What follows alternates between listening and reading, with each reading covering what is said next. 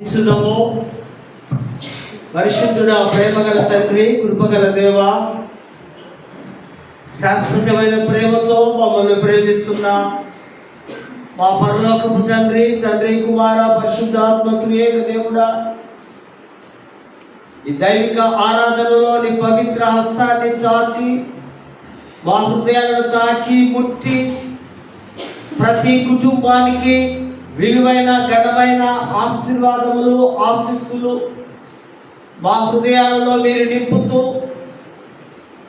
దైవ ఆరాధనలో పాలి భాగస్థులైన ప్రతి కుటుంబాన్ని మరొకసారి మీ కనుదృష్టిని ఉంచి మాకు కావలసిన శ్రేష్టమైన ఈవులను ప్రభువా మీరు మాకు సమృద్ధిగా దయచేయగలరంటూ ప్రార్థిస్తూ లేఖన భాగంలోని దైవిక మాటలను మేము ధ్యానిస్తూ ఉండగా మా హృదయాలు తెరవబడి లోతైన శ్రేష్టమైన విశ్వాసములోనికి మేము ప్రయాణించులాగున అటువంటి కృప మాకు దయచేయగలరంటూ క్రీస్తు నామమున వేడుకుంటున్నాము తండ్రి, ఆమేన్. దయచేసి కూర్చుందాం.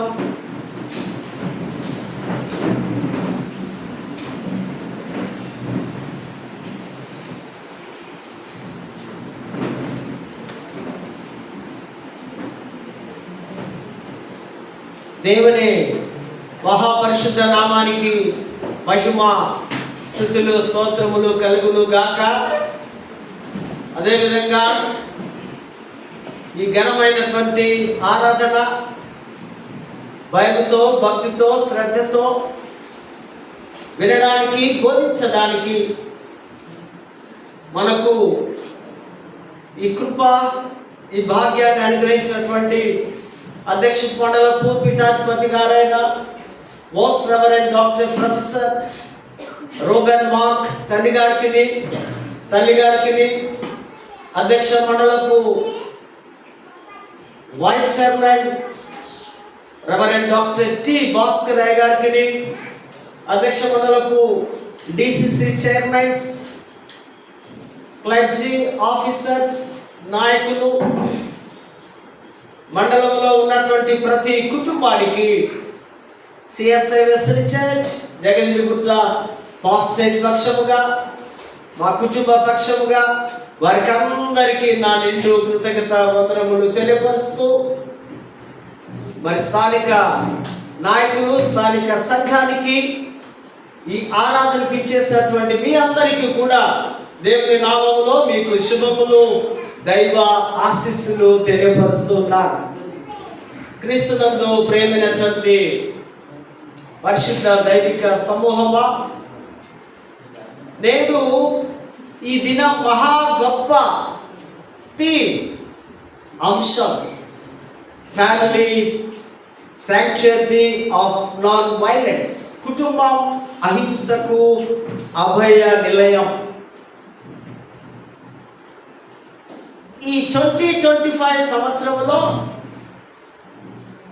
ఈ చివరి ఆదివారం 365 డేస్లో దేవుడు మనల్ని కాపాడి, మరి ఈ ఆదివారం కూడా మనం అందరము సజీవులుగా ఉంచి దేవుని ఆలయంలో చేరి దేవునికి కుటుంబాల పరముగా కృతజ్ఞతలు చెల్లించడం. ఎప్పటికీ చెప్తుంటా, మనం వీఆర్ నాట్ ఇండివిజువల్స్, మనము ప్రత్యేకంగా వ్యక్తిగతమైన వారం కాము. We are belongs to God's family. ఈ మనమంతా దేవుని కుటుంబం. దేవుని కుటుంబాలు శాఖలుగా విడిపోయి ప్రత్యేకించబడ్డాము, కానీ వాస్తవంగా దేవుని కుటుంబంలో మన పారిభాగస్తులం. కనుకనే ఈ దైవిక ఆరాధన లేదా దైవిక కుటుంబ నిలయం, కుటుంబానికి దేవుడు పెద్ద పీట వేయడం. ఈ కుటుంబంలో హింస ఉండడానికి వీలు లేదు. కుటుంబాలంటే మనకు బాగా తెలుసు. దేవుని చేత మొట్టమొదటిగా మన కుటుంబం చూస్తాం. ఎఫ్ఎస్సి 3వ అధ్యాయము 14 పరలోకమందును భూమి మీదను ఏ కుటుంబం అని పిలువబడుతున్నదో అట్టి ఆ కుటుంబాన్ని బట్టి ప్రభువా నేను ప్రార్థిస్తున్నా అంటాడు పౌలు. పరలోకముల కుటుంబం ఉంది, అదే తండ్రి కుమార పరిశుద్ధాత్మ త్రియేక దేవుని కుటుంబం. బాగా వినాలి, వింటేనే ఈ ఫ్యామిలీ అంటే ఏంటో అర్థమవుతుంది. మీరు రెఫరెన్స్ బైబిల్ తీసేసి చూడకండి, ఒట్టిగా చెప్తా, నేనే చెప్తా. పరలోకముల కుటుంబం తర్వాత దేవుడు అది మనుషుల మధ్యలోనికి తీసుకొని వచ్చినాడు. మొట్టమొదటి కుటుంబాన్ని మనం చూస్తే ఎవరి కుటుంబం? ఆదాము హవ్వ. ఆదాము హవ్వ కుటుంబం ద్వారా నేడు ప్రపంచమంతా, కుటుంబాలు మనుషులకే కాదండో, జంతువులకు కూడా కుటుంబాలు ఉన్నాయి. మీరు అనుకోవచ్చు, జంతువులకన్నా కుటుంబాలు. ఒక పిల్లి ఆ పిల్లలు పెట్టింది అనుకోండి, లేదు ఆ కోడి పిల్లలు పెట్టింది అనుకోండి, కొంతకాలము సంరక్షిస్తుంది. కుక్క తన పిల్లలు పెట్టుకొని ఆ పిల్లలు మనం పోయి తీసుకున్నాం అనుకోండి, ఏం చేస్తుంది కుక్క? మనల్ని చేస్తుంది. తల్లి ప్రేమ, తండ్రి ప్రేమ పశువుల్లో ఉంది, మనుషుల్లోనే కాదు. ఇది మనము గుర్తించాలి. కుటుంబాలు, రకరకాల కుటుంబాలు మనం చూస్తాం. ఎన్ని కుటుంబాలు ఉన్నాయి? చిన్న కుటుంబం, పెద్ద కుటుంబం, ఇంకా దాన్ని న్యూక్లియర్ ఫ్యామిలీ అంటారు. చిన్న కుటుంబాలు అంటే భార్య, భర్త, ఆ తల్లిదండ్రులు ఉన్నాయి కదా. తన విస్తరించబడిన కుటుంబం అనగా వారి ఇంటిలో ఇంకా ఆ తల్లిదండ్రుల యొక్క సంతానం అనగా ఈ భార్య భర్తలు, వారి యొక్క అన్నదమ్ములు, అక్క చెల్లెలు, వాళ్ళందరూ కలిసి ఉన్న కుటుంబం. మరి మూడవది జాయింట్ ఫ్యామిలీ, ఉమ్మడి కుటుంబం. ఉమ్మడి కుటుంబాలు అంటే తాతలు, తాతల పిల్లలు, వీరందరినీ మనం 40-50 సంవత్సరాల క్రిందట బ్యాక్ చూసాం. ప్రస్తుతం ఏ కుటుంబం ఉంది? సింగులర్, ఒకరే. ఇక భార్య భర్త టౌన్కు సిటీకి వచ్చింది అనుకోండి, ఇక పల్లెటూరులో పెద్ద మనుషులు అంటే వీళ్ళిద్దరే, వీళ్ళ పిల్లలే ఎంజాయ్ చేయడం. ఈ కుటుంబ వ్యవస్థ ఏ విధంగా వస్తుంది మనకు? మొదటిగా వివాహ వ్యవస్థ మీద, అది వివాహ వ్యవస్థ పునాది అవుతే కుటుంబ వ్యవస్థ దాని మీద కట్టబడినటువంటి బిల్డింగ్, భవనం. వివాహం అవుతేనే కుటుంబం ఏర్పడుతుంది. వివాహం కానివ్వండి, కుటుంబము ఇంకో కుటుంబం ఉంది అంటామా మనం? వివాహం కాని వారికి కుటుంబాలు లేవు అన్నది మనము అర్థం చేసుకోవాలి. వివాహ వ్యవస్థ ద్వారా కుటుంబ వ్యవస్థ నిర్మాణానికి పునాది ఐక్యతకు, సంఘీభావం, మరి సమైక్యతకు, సహజ సంసృష్టి, పరస్పర సహకారానికి కుటుంబ వ్యవస్థ పుట్టిల్లు. కుటుంబంలో ఇన్ని విధాలైనటువంటివి మనము చూడగలము. నడిపించే తండ్రి కదా, ద్రాక్ష వలె ఫలించే తల్లి, ఒలివ మొక్కల వలె ఎదిగే పిల్లలు, వీరంతా ఈ దైవికమైనటువంటి, ఆధ్యాత్మికమైనటువంటి, ఆదర్శవంతమైనటువంటి కుటుంబంలో సభ్యులు. తల్లి కుటుంబంలో అమ్మ ప్రేమ మంచినీరులాగా కనపడి దాహం తెలుస్తుంది తల్లి. కానీ తండ్రి, నాన్న ప్రేమట గాలి లాంటిది కనపడదు. మనం బ్రతకడానికి ఆక్సిజన్ లాగా పనిచేస్తాడు తండ్రి. మనకందరికీ తెలుసు, తండ్రులు చిన్నప్పుడు ఈ సంసారం అనే భారాన్ని భుజం మీద వేసుకొని, ఇప్పుడు తండ్రులు మంచి తండ్రులు, 2 మహాడికి ఎట్టోడైతే 3.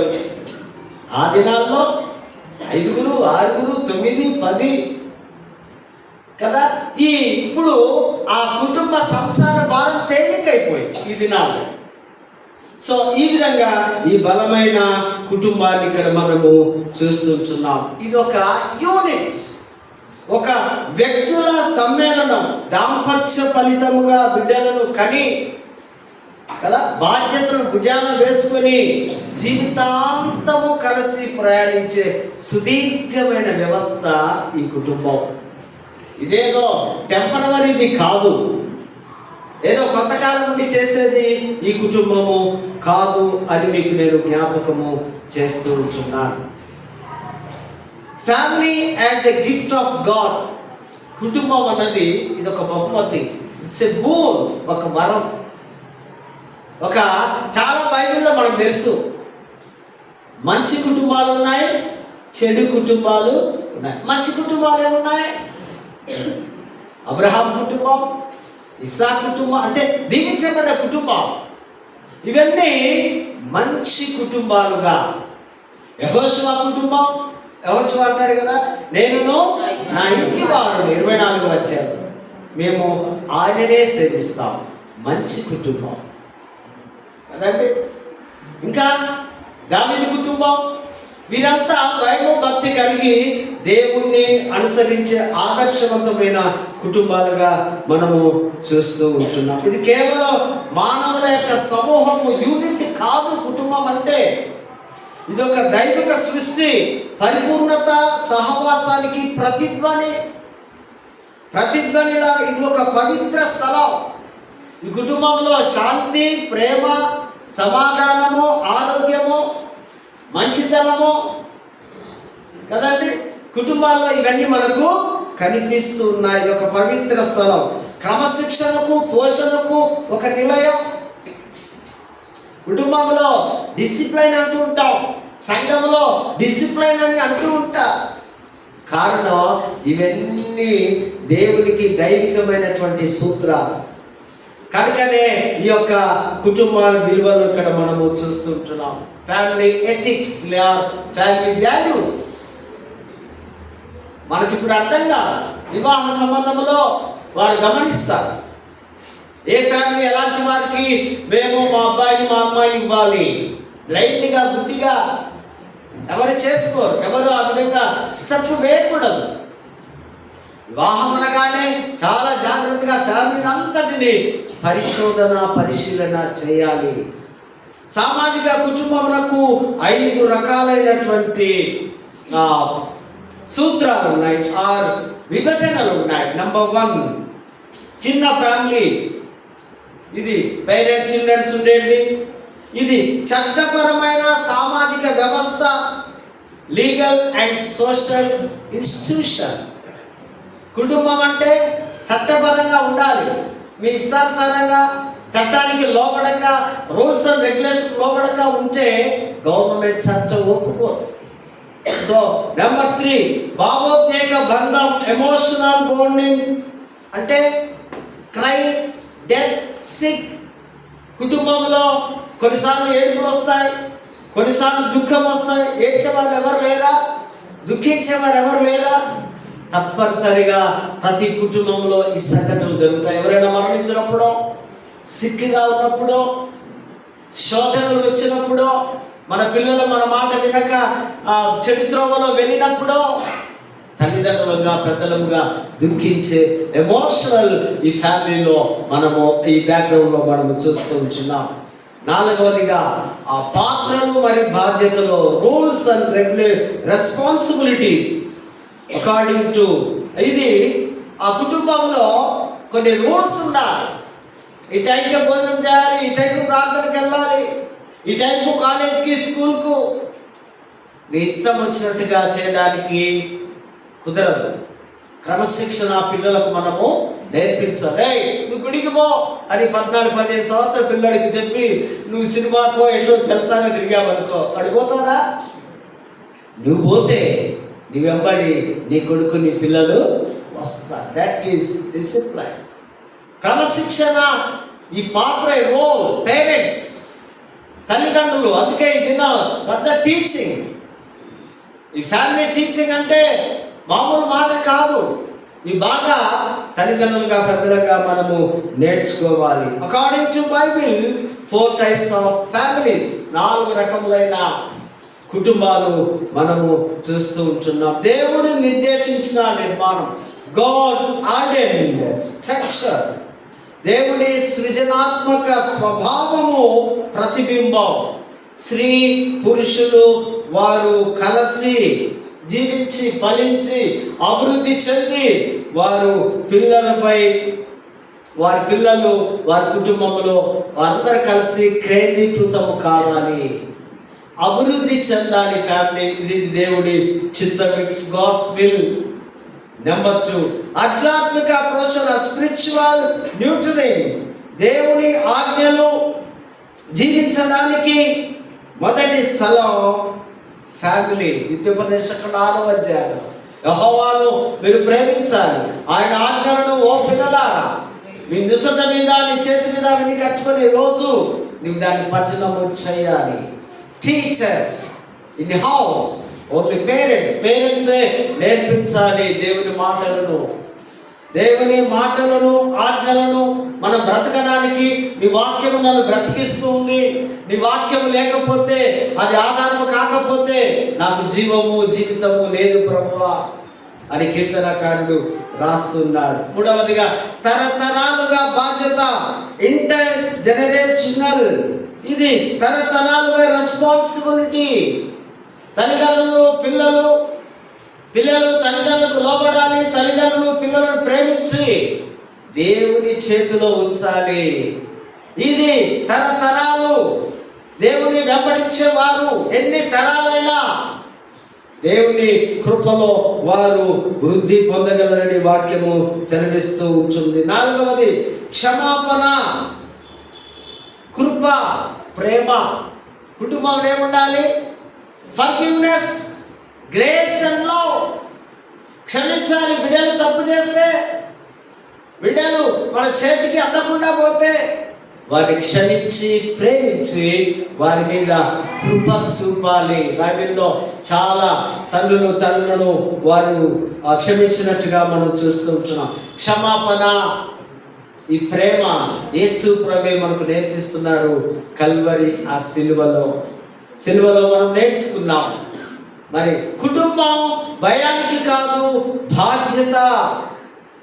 కుటుంబం అంటే భయపడడం కాదు. అమ్మో మా నాన్న మా అమ్మ చాలా టైగర్స్, మమ్మల్ని చాలా హింసిస్తున్నారు కాదు, వారు బాధ్యులుగా ఉన్నారని పిల్లలు అర్థం చేసుకోవాలి.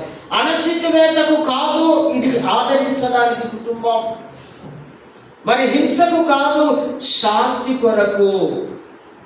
అనేకమైనటువంటి చెడు తల్లిదండ్రులు, పిల్లలను హింసించే తల్లిదండ్రులు కొద్దిమంది అక్కడ ఇక్కడ మనకు కనిపిస్తూ ఉంటారు. శాంతికి నిలయముగా, మంచితనానికి, ప్రేమకు ఒక సింబల్గా, గుర్తుగా ఉండాలి కుటుంబం. ఇది దైవిక కుటుంబం. గృహ హింస, శరీర హింస, మాటల హింస, మరి రకరకాలైనటువంటి భావోద్వేగ హింస, ఈ లోకంలో, సమాజంలో అనేక రకమైనటువంటి హింసలకు గురి అవుతున్నారు. ఇటువంటి హింసల్లో నుంచి మనము ఆ వైలెన్స్లో నుంచి బయటికి రావాలి.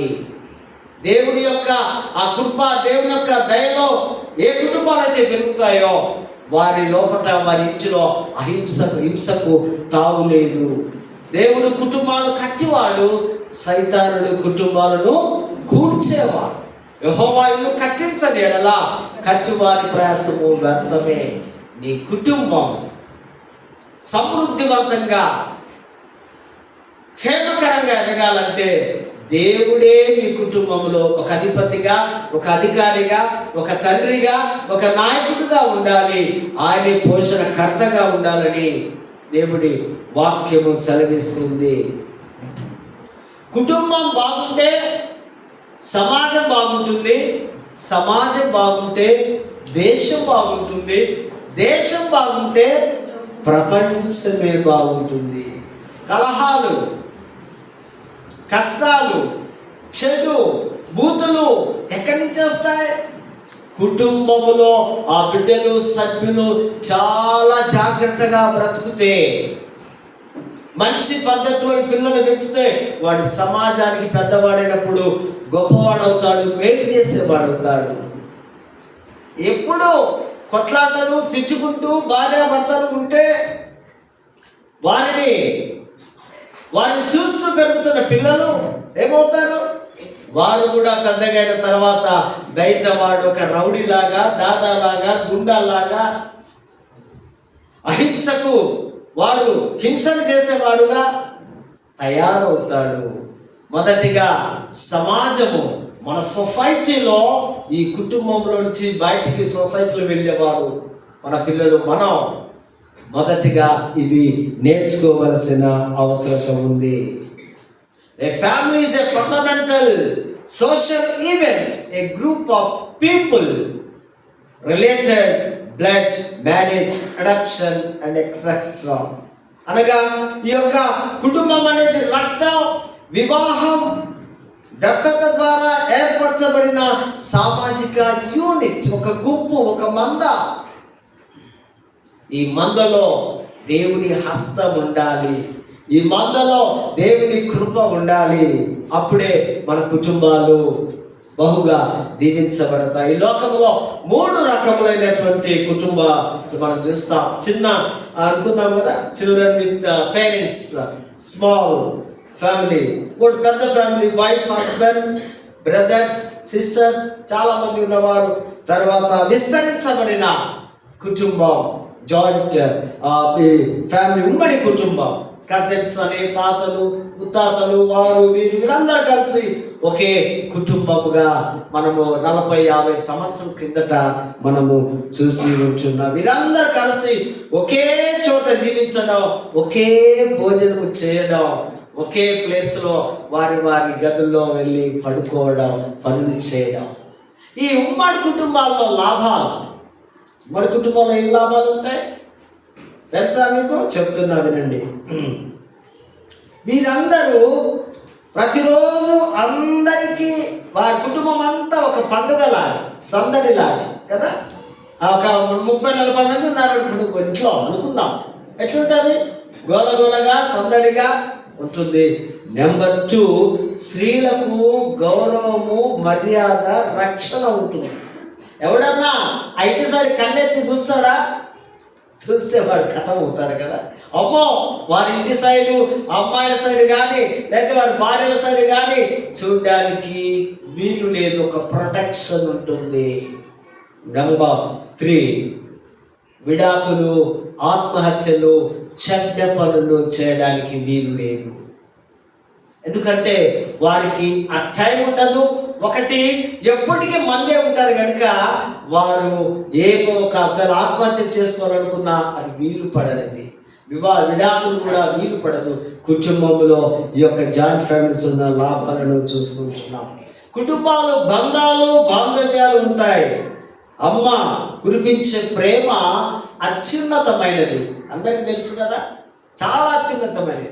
నాన్న కురిపించే ప్రేమ ఆప్యాయతగా, ఆయన అనురాగాన్ని అమూల్యమైనది. అన్నదమ్ములు, అక్క చెల్లెళ్ళు ఆప్యాయతగా, అనురాగంగా, మమతను పెంచే వారుగా ఈ కుటుంబ వ్యవస్థలో మనము చూస్తూ ఉంటున్నాం. కనుక ఇది చాలా ఘనమైనదిగా కుటుంబాలు ఇస్తూ ఉన్నారు. మన జీవితంలో, మన లైఫ్లో ఫ్రెండ్స్, బంధువులు ఆకాశంలో మేఘాల్లాగా వస్తూ పోతుంటారు. కానీ కుటుంబ సభ్యులు ఆకాశం లాంటి వారు, వారు ఎప్పటికీ ఉంటారు. ఆకాశం ఎట్లుంటుందో వాళ్ళు అట్లే ఉంటారని ఒక పండితుడు రాస్తూ ఉంటున్నాడు. కష్టం, సుఖం, దప్పిక, దుఃఖం, వేదన అన్నీ మిళితమై ఉన్నదే ఈ అద్భుత ప్రపంచ కుటుంబం మనకు తోడుగా నిలుస్తూ ఉంది. ఏదో అంటాం కదా,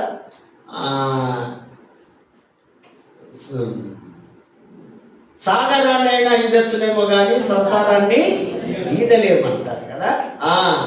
ఈదకపోయినా పెళ్లి తాళి కట్టిన మరుక్షణం నీవు ఈత పట్టవలసిందే. ఇక నువ్వు తాళి కట్టినావా, ఇక అది అయిపోయింది కదా పని. ఈ యొక్క కాలమే నీకన్నీ నేర్పిస్తుంది ఆ రెస్పాన్సిబిలిటీస్. అందుకే యంగ్స్టర్స్ నవ్వుకుంటా ఉన్నారు, ఎప్పుడప్పుడు నేను తాళి కడితే ఆ కాడిని మోస్తానా అని కదా. ముందు ఉంది ముసళ్ళ పండుగ. మంచి ఫ్యామిలీస్, యాకోబు ఫ్యామిలీ ఉంది బైబిల్లో, యెహోషువ ఫ్యామిలీ ఉంది, నేను మా ఇంటి వారు అన్నాడు. తర్వాత 2 సమయంలో 6, 10 12వ వచనములో యెహోవా మందసం గిత్తీయుడగు ఓబేదేము ఇంటిలో 3 నెలలు ఉంది. ఆ 3 నెలలు ఆ ఇంట్లో ఉన్నప్పుడు ఆయనకు అన్ని ఆశీర్వాదాలు ఇంటి వారందరికీ అని రాశారు అక్కడ. మందసం అనే బైబిల్ మన ఇంటిలో ఉంటే, మనం దాన్ని చదివితే మీకు ఆశీర్వాదాలు ఎక్కడి నుంచో మీకు రావాల్సిన అవసరం లేదు. ఆకాశం నుంచి దేవుడు కురిపిస్తాడు. మందసం ఒబేదేమో. అదే మందసాన్ని అంతకుముందు వచ్చిన మనం చూస్తే ఉజ్జి అనే ఒక వ్యక్తి దాన్ని కింద పడిపోతుందేమో అని టచ్ చేస్తాడు పాపం. ఆ టచ్ చేయగానే ఏమైపోయాడా? చనిపోయాడు. కారణం లేవీలు మాత్రమే దాన్ని మోయాలి, యాజకులు మాత్రమే దాన్ని మోయాలి. ఇక్కడి నుంచి మాట్లాడే అర్హత నేనే కానీ మా దోస్తు సొలొమోన్ గారు వచ్చి ఇక్కడి నుంచి నీలాగా నేను మాట్లాడతా అయ్యగారు అంటే కుదరదు నాయన, నువ్వు అక్కడి నుంచే మాట్లాడు. దేవుడు ఇచ్చినటువంటి స్థానం, దేవుడు ఇచ్చినటువంటి ఈ యొక్క స్థలాన్ని మరి దైవ సేవకులకే తప్ప సాటి మనుషులకు కాదు. ఉజ్జి మామూలు వాడు, మందసం పవర్ఫుల్, దేవుని మందసం, దేవుని యొక్క కట్టడ గృహం, దాన్ని ఉంటాడు, స్పాట్లో చనిపోయాడు. సో ఈ మందసం అనే బైబిల్ నీ దగ్గర ఉందా? నీవు దాన్ని చదువుకోవాలి. సింపుల్. ఇదే మందసం. రెండవదిగా బ్యాడ్ ఫ్యామిలీస్, చెడ్డ కుటుంబాలు. చెడ్డ కుటుంబాలు మనం ఎక్కడ చూస్తుంటున్నాం? ఆకాన్ అనేవాడు ఒకడు ఉంటాడు. యెహోషువ 7వ అధ్యాయంలో తెలుసు కదా రాజు నీకు, 21-23 వచనంలో.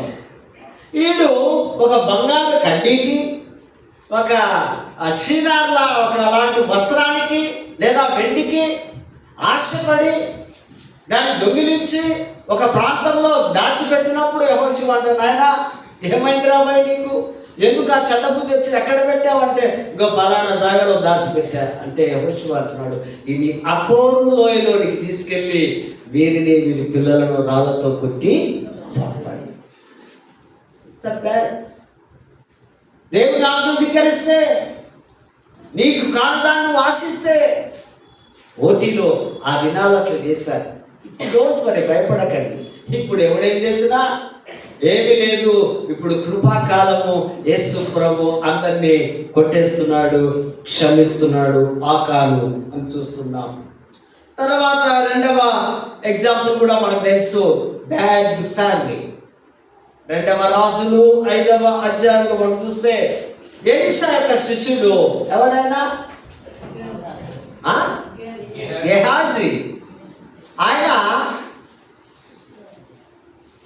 ఈ నయమాను కుష్ఠరోగం, ఇది కుష్ఠరోగం బాగైంది కదా, ఏం చేయాలిగా? ఆయనకు, ఆ ప్రవక్తకు, ఆ యాజకుడికి అన్ని గిఫ్టులు ఏ పట్టుకొచ్చినాము. ఆయన డోంట్ కేర్, బయట కూడా నాకు అవసరం లేదు. అయ్యగారులు అంటే అట్లుండాలి కదా, ఏమి ఇచ్చినా వద్దని అనాలి. రాజు అవునంటున్నాడు. అప్పుడు ఆ కాలం నడిచింది, ఇప్పుడు నడవది. సో కనుక ఆయన తీసుకొని వస్తే వద్దంటే సరే అని ఆయన వెంబడి మళ్ళీ వాపసు పోతుంటే ఈడేం చేసిందంట, పీటీ ఉషాలాగా పరిగెత్తుకొని పోయి ఒట్టిగా అన్నాడు, మా గురువు మాకు ఇచ్చేస్తాయి, నేనున్నా కదా, నేను ఆ శిష్యునే, ఆయన దగ్గర నేనున్నా అని తీసుకొని వస్తే ఎలీషా పిలుస్తున్నాడు, ఏ బాబు ఎక్కడికి పోయినా? ఎక్కడ లేదా, పక్కన ఉన్నా, రెస్ట్ తీసుకుంటున్నా ఇక్కడే అంటున్నాడు. నువ్వు ఎటు పోతే అటు నా ఆత్మని ఎవరు రాలేదా? ఎందుకు నీకు ఆ దుర్బుద్ధి పుట్టింది కదా, ఇక వారి కుస్త నీకు నేను ట్రాన్స్ఫర్ చేస్తున్నా, ఫోన్పేలో మనీ చేసినట్లు ఏం చేస్తున్నాడే నీకు కుస్తరోగం, నీకు నీ పిల్లలకు కథప్రభైను. Bad families. నూతన నిబంధనలో ఇంకొక బ్యాడ్ ఫ్యామిలీ ఉంది, మనకు తెలుసు. ఏంటి రాజు? అపోస్తల కార్యములు 5వ అధ్యాయము, అననీయ సప్పీరా. పాపం భార్యకు తెలియదు, భర్త వాడు అప్పుడే చచ్చిందని. చిన్న అబద్ధానికి స్పాట్లో డెత్ కావడం. వెంటనే ఈమె కూడా పోయి అంతకే అంటున్నారు. అవును అంతకేనా బాబు, మేము అబద్ధాలు చెప్తామా అంటే అడుగా. వారు ఇప్పుడే బంధం పెట్టి వారు రెడీగా ఉన్నారు నీ కొరకు, నువ్వు కూడా కదా. చెడ్డ ఫ్యామిలీస్. ఇంకా అతల్య అనే ఒక రాణి ఉంది. ఆమె కూడా తన కుమారునికి ఆ యుద్ధము, మోసము, పగ అని నేర్పించింది. చెడ్డ ఫ్యామిలీస్ ఉన్నారా మన దగ్గర? చెడ్డ ఫ్యామిలీస్. చెడ్డ ఫ్యామిలీస్ ఉంటే మంచి ఫ్యామిలీస్గా మార్చబడండి. మంచి ఫ్యామిలీస్గా యెహోషువ లాగా నేను, నా ఇంటి వారును, మా పిల్లలు, మేము అందరము దేవుణ్ణే సేవిస్తాం. ఇది గుడ్ ఫ్యామిలీ అని మీకు నేను తెలియపరుస్తూ ఉంటున్నాను. మంచి ఫ్యామిలీకి ఉండవలసినటువంటి లక్షణాలు. ఇంకా టైము ఒకనే ఉన్నది, జల్లి ముగించేస్తాను. దేవుడే మన ఫ్యామిలీకి కేంద్రముగా, కేంద్ర స్థానంగా, ఆద్యంగా, మూలముగా ఉన్నాడు. మంచి కుటుంబానికి ఉండవలసిన లక్షణం నెంబర్ 1 ప్రార్థన. నెంబర్ 2 విధేయత, బాధ్యత కలిగి ఉండడం, కృతజ్ఞత, మరి వినయము, సహకారము, మంచితనము, ప్రేమ, దయ, క్షమాపణ. సింపుల్ లైఫ్, సాధారణ జీవితం, అట్టహాసం కాకుండా. మరియు నీ యొక్క ఫ్యామిలీ దైవ రక్షణలో మిళితమై ఉండాలి, కలిసిపోయి ఉండాలి. ఈ లక్షణాలన్నీ మనం ఎప్పుడు కలిగి ఉంటామో అప్పుడు మన ఇంటిలో హింస ఉండదు, హింసకు కారణభూతులము కాము. చదవబడిన లేఖన భాగాల్లో చూస్తే ఆదికాండం 50:15-20లో యాకోబు తన అన్నలను క్షమించడం.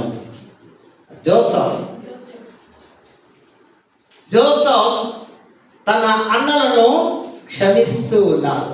తన అన్నలు ఏం చేసింది? ఆయనను కొట్టి, అమ్మి వేసి, చిత్రహింసలు చేసి, హింసపరచి, గాయపరచి, ఐగుప్తులకు వారికి అమ్మేసి అప్పుడు తండ్రి వార్త తెలిసింది, యాకోబు చనిపోయాడని. యోసేపు ఒక ఉన్నతమైన స్థాయిలో ఐగుప్తు దేశంలో ఫరో రాజు దగ్గర ఆయన ఉన్నాడు. వారిని క్షమిస్తూ ఉంటున్నాడు. క్షమాపణ ఉన్న చోట కుటుంబాలు నిలుస్తాయి. ఎవరైతే క్షమించే మనస్సు ఉంటుందో వారి కుటుంబాలు వర్ధిల్ల చేయబడతాయి. యోసేపు చూడండి, తన అన్నల మీద ప్రతీకారం తీర్చుకోలేదు. వారి అన్నలేమో భయపడుతున్నారు యోసేపు దగ్గరికి వెళ్ళడానికి. తెలియకముందు, తెలిసిన తర్వాత అమ్మో వారికి మేము కీడు చేశాం కదా, వారు కీడు చేస్తే మమ్మల్ని ఏం చేస్తాడో, ఆయన ఫుల్ హోదా హోమ్ మినిస్టర్ స్థాయిలో ఉన్నాడు, ఇట్లా చెబితే ఇట్లా కాలుస్తారేమో అని భయపడుతూ ఉన్నారు. కానీ ఆయన తన అన్నలను ప్రతీకారం తీర్చుకొనక, అవకాశం ఉన్నప్పటికీ కానీ తీర్చుకోలేడు, ఆయన క్షమించాడు. ఇక్కడ మనం చూస్తాం హింస కలిగిన కుటుంబం ఎవరు? ఆదికాండము 4వ అధ్యాయంలో 3వ అధ్యాయం వరకు బాగుంది. కానీ కయ్యూను హేబేలును క్షమించలేక ఏం చేసిందంట? హత్య. ఫస్ట్ మర్డర్ బైబిల్లో మనకు కనిపిస్తుంది. అక్కడ క్షమాపణ లేదు, ప్రేమ లేదు కనుక అన్న తమ్ముని హతమార్చారు. కానీ ఈ తమ్ముడు అన్నలను తేడా ఉందా? చాలా తేడా ఉంది కదా. అక్కడేమో హింస, ఇక్కడేమో అహింస. కనుక ఇక్కడ ఈ యొక్క ప్రతీకారం కుటుంబాన్ని విడిచేస్తుంది, క్షమాపణ కుటుంబాన్ని నిలుపుతుంది. ప్రతీకారం కుటుంబాన్ని పగలగొడుతుంది, క్షమాపణ కుటుంబాన్ని అభివృద్ధి పరుస్తుంది. కరుణ ఉన్న చోట కుటుంబంలో హింసకు చోటు లేదు. కరుణామయుడు, దయామయుడు యేసుప్రభు మన గుండెల్లో ఉంటే మనకు హింసకు చోటు ఉండదు. దావీదు మనం చూస్తాం, ఫస్ట్ సౌలు, మొదటి సమూయేలు 24వ అధ్యాయంలో దావీదు చేతికి సౌలు దొరుకుతాడు. దొరికినప్పుడు చంపిండు. ఆయన ఏం చేసిండు? క్షమించిండు. ఈయన అభిషక్తుడు, ఈయన దేవుడి యొక్క వార్తాహరుడు, దేవుడి సంబంధి. కనుక ఈయన నేను క్షమిస్తూ ఉంటున్నాను అని ఆ యొక్క సౌలు చంపక కరుణ చూపించాడు దావీదు. కఠినత్వం భయాన్ని పెంచుతుంది, కరుణ భద్రతను తీసుకొని వస్తుంది. ప్రతీకారం బదులుగా దయ గుణం కలిగి ఉండాలి. To be kind. 20వ వచనములో మనం చూసినట్లయితే, మీరు నన్ను చంపను ఉద్దేశించితిరి, కీడు చేయని ఉద్దేశించరు, కానీ నేను మీకు కీడు చేయలేదు ఉద్దేశించారు మీరు. అనగా ఇదొక హీబ్రూ భాషలో హషన్. హషన్ అంటే ఉద్దేశించుట. కాబట్టి కరుణ, దయ, వినయం, సాత్వికం, దీర్ఘశాంతము ధరించుకొనండి. కొలస్సీ పత్రికల పాఠంలో మనం చూస్తే క్రీస్తు స్వభావము ధరించుకున్న ఫ్యామిలీ, కుటుంబాల్లో క్రీస్తు మనస్సు ధరించుకోవాలి, క్రీస్తు లక్షణాలు ధరించుకోవాలి. పౌలు ఇదే రాస్తుంటున్నాడు. మీరు కాబట్టి 12వ వచనం, మీరు దయా, వినయము, సాత్వికము, ఈ మంచి మనస్సును ధరించుకొనుడి. హింస మన స్వభావము బయటపడినప్పుడు వస్తుంది. మనం క్రీస్తు స్వభావం ధరించినప్పుడు హింస నిలవదు. మన స్వభావం, మానవ స్వభావంతో హింస వస్తుందేమో, కానీ క్రీస్తు స్వభావం ఎప్పుడు మనం ధరించుకుంటామో అప్పుడు హింస రాదు అని ఇక్కడ భక్తుడు రాస్తూ ఉంటున్నాడు. మనము ఇక్కడ చూస్తాం, రూతు నయోమి వద్ద ప్రేమ నిలిచింది కదా. రూతు నయోమితో, నీ దేవుడే నా దేవుడు, నీ ప్రజలే నా ప్రజలు. ఈమె మోయిబురాలు, ఏమి అన్యురాలు ఏమి తెలియదు. అయినప్పటికీ కూడా అత్త యొక్క లక్షణాలను చూసి, అత్త యూదురాలు, ఏకదేవుడు యెహోవాయే దేవుడని ఈమె కూడా నమ్మి, నీ దేవుడే నా దేవుడు అంటుంది. వెంబడించాలి. కుటుంబంలో పెద్దలను, వారి భక్తిని, వారి విశ్వాసాన్ని వెంబడిస్తే మిగతా మధ్యలో వచ్చేవారు వాటిని అనుకరిస్తారు. క్రీస్తు శాంతి పరిపాలించే ఇంట్లో గొడవలు ఉండవు. శాంతి ఉన్న చోట ప్రేమ నివసింప చేస్తుంది అని దేవుడి వాక్యం సెలవిస్తుంది. 16వ వచనంలో, క్రీస్తు వాక్యము మనలో సమృద్ధివంతముగా నివసింప ఇయుడి. క్రీస్తు అనే వాక్యాన్ని, యేసును మన కుటుంబంలో మాటలతో కాదు చేతలతో మనం ఆయనను ఆహ్వానించాలి. కొన్నిసార్లు కొన్ని గాయాలు చేస్తుంటాం మాటలతో కూడా కదా, బాధ పెడుతుంటాం. ఆ విధంగా కాకూడదు అని దేవుడి వాక్యము సెలవిస్తూ ఉంటుంది. మన సువార్తల పాఠంలో కూడా మనం చూస్తే క్షమాపణ గౌరవాన్ని పునరుద్ధరిస్తుంది. Forgiveness restores dignity. Doctor James Dobson అనే వ్యక్తి తన ఒక పుస్తకము ఫోకస్ ఆన్ ద ఫ్యామిలీ అనే ఒక బుక్ రాశారు. ఆ బుక్లో ఈ రచయిత ఒక క్రైస్తవ మత తత్వవేత్త, మంచి పండితుడి. ఈయన అంటాడు, తల్లిదండ్రులు పిల్లల అభివృద్ధిపై చేసిన కృషి ఆధారం చేసుకొని క్రైస్తవ గృహం అనేది పరిపూర్ణమైన ప్రదేశం కాదు, కానీ ఆ పరిపూర్ణ ప్రజలు దేవుణ్ణి ఒకరికొకరు ప్రేమించుకోవడం. ఇంగ్లీష్లో ఈ మాట రాయబడింది, a Christian home is not a perfect place but a place where infinite people are struggling to love God and each other. దేవుణ్ణి ప్రేమిస్తూ ఒకరినొకరు పరిపూర్ణముగా ఆ ప్రేమలో ఉండాలి అని ఈయన తెలియపరుస్తూ ఉంటున్నాడు. తండ్రి చూపించిన మహాప్రేమ మరియు క్షమాపణ. తప్పిపోయిన కుమారులో మిస్సింగ్ సన్, తప్పిపోయిన కుమారుడు కంటే తిరిగి వచ్చిన కుమారుడు అంటే బాగుంటుందేమో కదా. మరణం నుంచి గెలిచి లేచిన కుమారుడు అంటే బాగుంటుందేమో. ఇక్కడ చాలా అద్భుతమైన, తండ్రి శిక్షించడం లేదు, అలింగనము చేసుకొని, ఇది హింస లేని ప్రేమ, కౌగలించుకోవడం. వాడు ఇంకా దూరముగా ఉండగాని, అంటే తండ్రి ఏం చేస్తున్నాడు? డ్యూటీ ఎక్కడ చేస్తున్నాడు డ్యూటీ తండ్రి? డోర్ దగ్గర నిల్చొని కదా. ఏం చేస్తున్నాడు? బిడ్డ ఎప్పుడు వస్తావు? బిడ్డ సంవత్సరం అయింది, 2 సంవత్సరాలు అయింది, ఈ పైసలన్నీ తీసుకొని పోయినావు, ఏం చేస్తున్నావో, ఏం తింటున్నావో, ఎక్కడున్నావు అని దర్వాజా వద్ద నిల్చొని ఆయన చూస్తూ ఉన్నాడు. అలింగం ఇది హింస కాదు, ఇది ప్రేమ. కొండ మీద ప్రసంగానికి ఎంతో ప్రభావితమయ్యాడు ఒక వ్యక్తి. ఆయన మన జాతిపిత Mahatma Gandhi, father of the nation Gandhi అన్నాడు, బలహీనులు ఎప్పటికీ క్షమించలేరు. The weak can never forgive. ఎవరంటాడు? బలహీనులు అనగా చంచలమైన మనస్సు గలవారు, దుర్భ జీవితము, దౌర్ఘాటమైనటువంటి జీవితంలో ఉన్నవారు క్షమించే మనస్సు వారికి రాదు. కానీ క్షమాపణ బలవంతుని లక్షణం. Forgiveness is the attitude. ఇది బలవంతుని యొక్క లక్షణం ఏంటంటే క్షమించడం. క్షమించేవాడు బలవంతుడు, క్షమించలేని వాడు బలహీనుడు అని మహాత్మా గాంధీ గారు తన పుస్తకంలో రాస్తూ ఉన్నారు. మరొక కవి, తత్వవేత్త, నోబెల్ గ్రహీత రవీంద్రనాథ్ ఠాగూర్ ఆయన రాస్తున్నటువంటి మంచి మాటలు ఇక్కడ మనము చూద్దాం.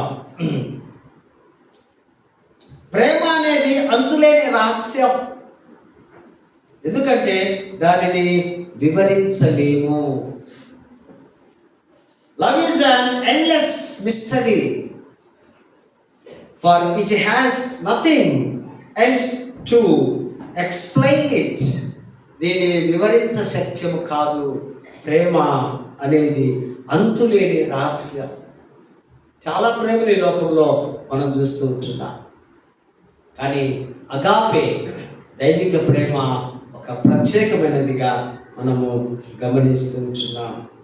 వాడు ఇంకనూ దూరంలో 20వ వచనంలో తండ్రి వారిని చూసి కనికరపడి పరిగెత్తుకొని వారి మెడ మీద ముద్దు పెట్టుకొని. మెడ మీద ఏముంటుంది? వైట్ షర్ట్ నేను వేసుకున్నాను అనుకోండి, ట్రై చేసుకొని, సెకండ్ డేకి ఏమవుతుంది? నల్లగా మురికిలో ఉన్నా కానీ ప్రేమ మెడ మీద పడే కారణం ఏంటంటే, మురికి ఉన్నా, రోత ఉన్నా, కంపు ఉన్నా తండ్రి కుమారుని ప్రేమిస్తున్నాడని అర్థం చేసుకోవాలి. మనమందరము మురికి గుంటలో ఉన్నాం, డ్రైనేజీలో మనం ఉన్నాం. యేసు ప్రభు వచ్చి మనలను బయటికి తీస్తూ ఉన్నాడు. Dirty son is walking but the mighty father is running.